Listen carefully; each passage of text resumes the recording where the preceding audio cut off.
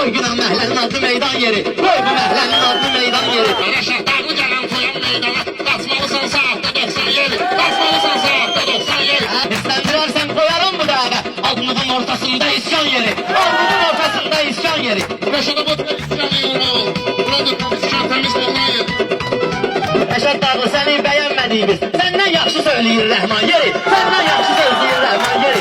İdris Balı'yı harda kesimseniz. Hayatta göstermene kurban yeri. Hayatta göstermene kurban yeri. Qurbancaqda Rəşat heyvan kəsərlər. Hala yuxarı başladır insan yeri. Hala yuxarı başladır insan yeri. Dağlar oğlu Reşat yukarı başla. Yanında dağlar Kızıl Eyhan yeri.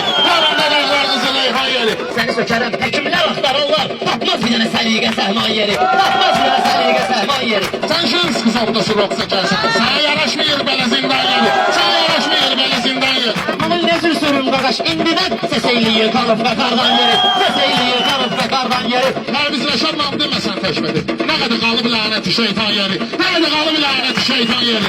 İdris buna burada heç nə eləmirəm. Yoxdur bir dənə arena idman yeri. Yoxdur bir dənə arena idman yeri. İdris burada yer verip komandire. Sana yanalar yakta düşürman yeri. Sana yanalar yakta düşürman yeri. Sənə bir dənə şılansa varam aşağıdan. Sonra asaram başında fontan yeri. Sonra asaram başında fontan yeri. Ehtiyaz yoktur başımda açmada. Bir dağımın üstündedir vulkan yeri. Bir dağımın üstündedir vulkan yeri. Sağ ol, Reşat, çok sağ ol. Sağ ol, Reşat.